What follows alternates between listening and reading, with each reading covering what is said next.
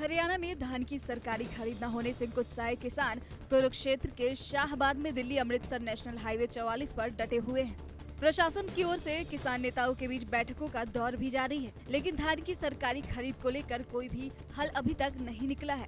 गुरनाम सिंह चढ़नी ने प्रशासन और सरकार को चेतावनी देते हुए कहा कि जब तक धान की सरकारी खरीद शुरू नहीं होती तब तक किसान हाईवे को नहीं खोलेंगे। वहीं भारी पुलिस बल की मौके पर तैनाती है। वहीं हरियाणा की मंडियों में धान की आवक जोर पकड़ चुकी है, लेकिन अभी तक सरकारी खरीद शुरू नहीं की गई है। अब तो शौके शहादत को क्या कर कहिए, इन किसानों ने हाथों पे सर रख लिया है। अब और कत्ल होने से कब तक डरे हैं, जब कातिलों के मोहल्ले में घर ले। देखिए, अभी तक शायद ये भी सोच रहे हैं कि लोग सो जाएं, फिर लठ बरसाएं। हम ये कह रहे हैं कि तुम्हें जो करना है करो, हम नहीं सोएंगे, हम भागेंगे नहीं, लठ मारेंगे, वो खाएंगे। धान की खरीद शुरू किए जाने की मांग को लेकर किसानों का धरना अभी भी जारी है। किसानों के प्रदर्शन से यातायात बाधित रहा, सड़कों पर जाम लग गया, जिसके बाद प्रशासन ने ट्रैफिक को डाइवर्ट कर दिया गया। वहीं नेशनल हाईवे 44 पर किसान के धरने की ड्रोन तस्वीरें सामने आई है, जहां बीच रोड पर किसानों के तंबू साफ देखे जा सकते हैं। तस्वीरें रात की हैं, साथ किसानों के ट्रैक्टर्स और गाड़ियों को भी देखा जा सकता है। बता दें कि किसान धान की खरीद शुरू करने को लेकर मांग कर रहे हैं। इससे पहले शुक्रवार को किसानों ने शाहबाद में जीटी रोड जाम कर दिया। अंबाला और दिल्ली की ओर जाने वाले ट्रैफिक को पूरी तरह से रोक दिया गया है। जीटी रोड पर दोनों ओर से वाहनों की लंबी लंबी कतारें लगी हुई है। किसानों ने हाईवे पर लगे सरकार फ्लैग्स भी उखाड़ दिए हैं। किसान उधम सिंह स्मारक पर एकत्रित हुए हैं। यहाँ से रोष मार्च निकालते हुए किसान हाईवे पर पहुँचे और जाम लगा दिया। किसानों को रोकने के लिए पुलिस ने बैरिकेड भी लगाए थे, लेकिन वो भी किसानों को रोड जाम करने से रोक नहीं पाए। आज पीएम मोदी हिमाचल दौरे पर है। पीएम मंडी में यहां भारतीय जनता युवा मोर्चा की रैली को संबोधित करेंगे। इतिहास में पहली बार ऐसा हो रहा है जब प्रधानमंत्री मोदी युवा मोर्चा की रैली को संबोधित करेंगे। इस रैली में 1 लाख से भी अधिक युवाओं को जुटाने का लक्ष्य रखा गया है। इस रैली में आई कार्ड की भी व्यवस्था की गई है। रैली में आई कार्ड के साथ ही युवाओं को एंट्री दी जाएगी। बता दें कि हिमाचल में साल के आखिरी में विधानसभा चुनाव है और बीजेपी 2022 में मिशन रिपीट करने की पुरजोर कोशिश कर रही है। अमित शाह के बिहार दौरा का आज दूसरा दिन है। अमित शाह आज किशनगंज के एक जनसभा को संबोधित करेंगे। उससे पहले वो बूढ़ी काली माता मंदिर में दर्शन व पूजा करेंगे। इसके बाद वो फतेहपुर जाएंगे, जहां बीओपी भवों का उद्घाटन करेंगे। साथ अपने इस दौरे के दौरान अमित शाह बीएसएफ, एसएसबी व आईटीबीपी महानिदेशकों समेत वरिष्ठ अधिकारियों के साथ सीमा सुरक्षा पर समीक्षा बैठक करेंगे और दिन के आखिरी में वो आजादी के अमृत महोत्सव पर आयोजित सुंदर सुभूमि कार्यक्रम में शिरकत करेंगे।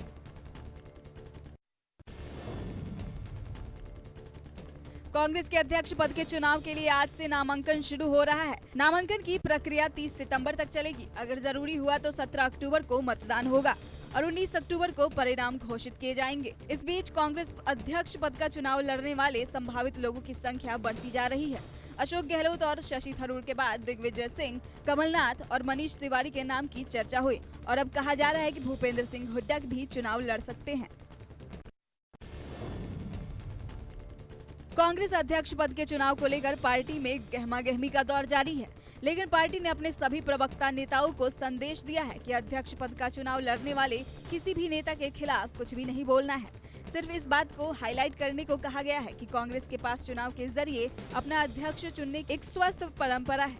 अगर एक से ज्यादा उम्मीदवार पर्चा भरते हैं और अगर चुनाव होता भी है, तब भी नेताओं प्रवक्ताओं को भारत जोड़ो यात्रा पर ही फोकस करने के लिए कहा गया है।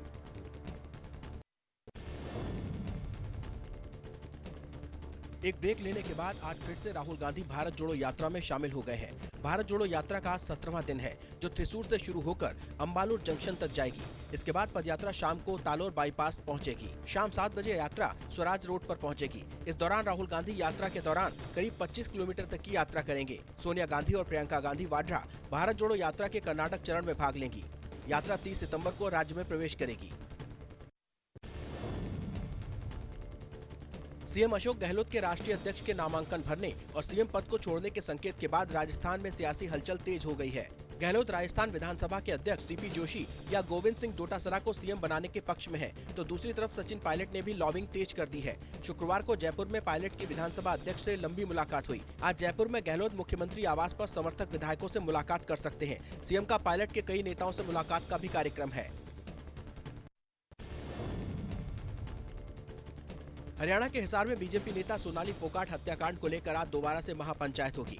हिसार की जाट धर्मशाला में इस महापंचायत का आयोजन किया गया है। इस महापंचायत में सोनाली फोगाट के परिवार वाले किसान आंदोलन के दौरान सोनाली फोगाट के एक बयान पर सफाई देंगे। साथ ही महापंचायत में सोनाली फोगाट की कथित हत्या को लेकर भी चर्चा की जाएगी। वहीं सोनाली फोगाट हत्याकांड की सीबीआई जाँच शुरू हो गई है। सर्वखाप महापंचायत ने बड़े मुश्किल समय में साथ दिया, इसके लिए परिवार आभारी है। दिल्ली एनसीआर में लगातार हो रही बारिश को लेकर मौसम विभाग ने अलर्ट जारी किया है। मौसम विभाग ने कहा है कि आज और तेज बारिश की आशंका है। आज बारिश को लेकर येलो अलर्ट जारी किया गया है। वहीं भारी बारिश की वजह से दिल्ली और आसपास के इलाकों में जलभराव हो गया है। बारिश को लेकर गाजियाबाद, नोएडा और ग्रेटर नोएडा में 1 से लेकर 8 तक के छात्रों के लिए स्कूल बंद है। आज शनिवार है और कल रविवार, तो अब स्कूल 26 सितम्बर को खुलेंगे। मौसम विभाग की माने तो आसमान में भी सूरज कल के बाद दिखाई देगा।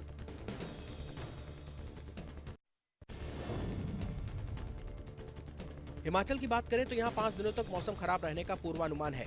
मौसम विभाग ने प्रदेश में आज भारी बारिश के चलते येलो अलर्ट जारी किया है।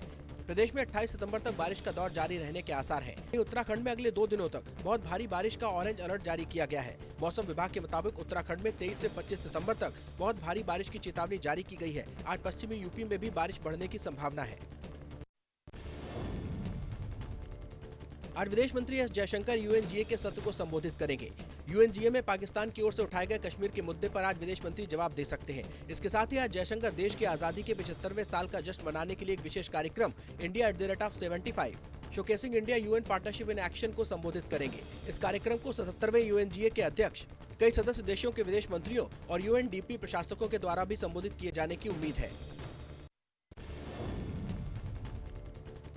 उद्धव ठाकरे को शिवाजी पार्क में दशहरा रैली के लिए हाईकोर्ट से इजाजत मिल गई है। वहीं एकनाथ शिंदे गुट को बॉम्बे हाईकोर्ट से बड़ा झटका लगा है। हाईकोर्ट ने एकनाथ शिंदे गुट की तरफ से दादर से विधायक सदा सरवाणकर की याचिका को खारिज कर दिया है। सदा सरवाणकर ने अपने आप को मूल शिव सैनिक बताते हुए दशहरा रैली करने की मांग की थी और उद्धव ठाकरे की याचिका में हस्तक्षेप किया था। शिंदे गुट ने बॉम्बे हाईकोर्ट के फैसले को सुप्रीम कोर्ट में चुनौती देने का मन बनाया है। उत्तराखंड के पौड़ी गढ़वाल जिले में 19 साल की अंकिता भंडारी मर्डर केस में पुलिस ने बड़ी कार्रवाई की है। पुलिस ने इस मामले में बीजेपी नेता और पूर्व राज्य मंत्री विनोद आर्य के बेटे पुलकित आर्य को गिरफ्तार कर लिया है। पुलिस ने पुलकित के साथ उसके 2 अन्य साथियों अंकित गुप्ता और सौरभ भास्कर को भी अरेस्ट किया है। आरोप है कि अंकिता को तीनों आरोपियों ने पहाड़ी से नीचे गंगा में धक्का देकर मार डाला। अंकिता एक प्राइवेट रिजॉर्ट में रिसेप्शनिस्ट थी। ये रिजॉर्ट पुलकित आर्य का है। पुलिस ने रिजॉर्ट सील कर दिया है। वहीं इस मामले का खुलासा होने पर आसपास के लोग गुस्सा गए और महिलाओं ने पुलिस वैन रोककर आरोपियों की पिटाई की। महिलाओं ने पुलिस की गाड़ी को चारों ओर से घेर लिया और तीनों आरोपियों को जमकर पीटा। बताया जा रहा है कि पुलिस आरोपियों को कोर्ट में पेश करने के लिए कोटद्वार लेकर जा रही थी। इसी दौरान बैराज पुल से आगे कोडिया में सैकड़ों ग्रामीणों ने पुलिस की गाड़ी रोक ली और तीनों को जमकर पीटा। वहीं स्थानीय लोगों ने भी पुलकित आर्य के रिजॉर्ट में तोड़फोड़ की।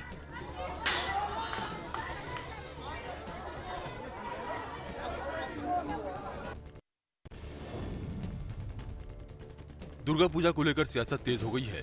इसको लेकर केंद्र और ममता सरकार आमने सामने है। इसी कड़ी में आज संस्कृति और विदेश राज्य मंत्री मीनाक्षी लेखी कोलकाता जाएंगी। वो तमाम कलाकार और आर्टिस्ट जिन्होंने दुर्गा पूजा को अंतर्राष्ट्रीय स्तर पर यूनेस्को द्वारा पहचान दिलाई है, उन्हें सम्मानित करेंगी। वहीं ममता सरकार भी यूनेस्को के प्रतिनिधियों को कोलकाता में सम्मानित करेंगी और इसके साथ ही सरकार की एक विशाल रैली की भी योजना है। हाईकोर्ट की लखनऊ बेंच में गैंगस्टर एक्ट के तहत 23 साल पुराने एक मामले में मुख्तार अंसारी को दोषी करार दिया गया है।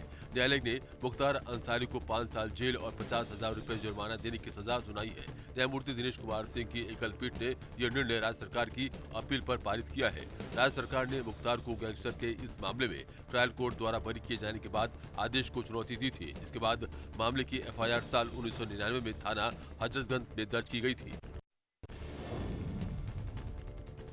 खनन लीज मामले में चुनाव आयोग की ओर से भेजी गई चिट्ठी अब तक राजभवन में नहीं खोली है।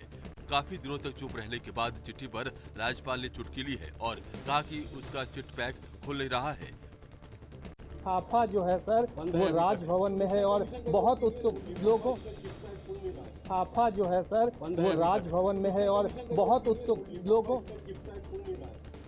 वहीं राज्यपाल की चुटकी पर सियासत गर्मा गई है। कांग्रेस ने राज्यपाल पर निशाना साधते हुए कहा कि ये ताज्जुब की बात है कि एक राज्यपाल से बंद लिफाफा नहीं खुल रहा है।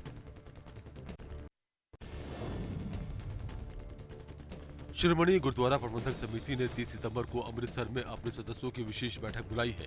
ये बैठक गुरुद्वारा प्रबंधन से जुड़े हरियाणा सरकार के 2014 के कानून पर सुप्रीम कोर्ट की मुहर से उपजे हालात पर विचार करने के लिए बुलाई गई है। एसजीपीसी प्रमुख हरजिंदर सिंह धामी की अध्यक्षता में एसजीपीसी एग्जीक्यूटिव कमेटी की शुक्रवार को हुई मीटिंग में 30 सितंबर को विशेष बैठक बुलाने के अलावा एक अहम प्रस्ताव भी पास किया गया। प्रस्ताव के मुताबिक सिख गुरुद्वारा एक्ट 1925 पर हरियाणा सरकार के 2014 के कानून का कोई असर नहीं होगा।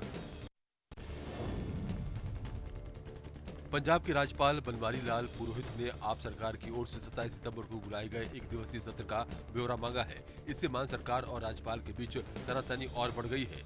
सीएम भगवंत मान ने इस पर तीखी प्रतिक्रिया देते हुए कहा कि अब तो हद हो गई। 75 साल से आज तक किसी राज्यपाल ने इस तरह की जानकारी नहीं मांगी है। सदन में होने वाले काम का फैसला बिजनेस एडवाइजरी कमेटी और स्पीकर करते हैं। लगता है आने वाले समय में राज्यपाल भाषणों का भी ब्यौरा मांगेंगे। ये तो हद ही हो गई।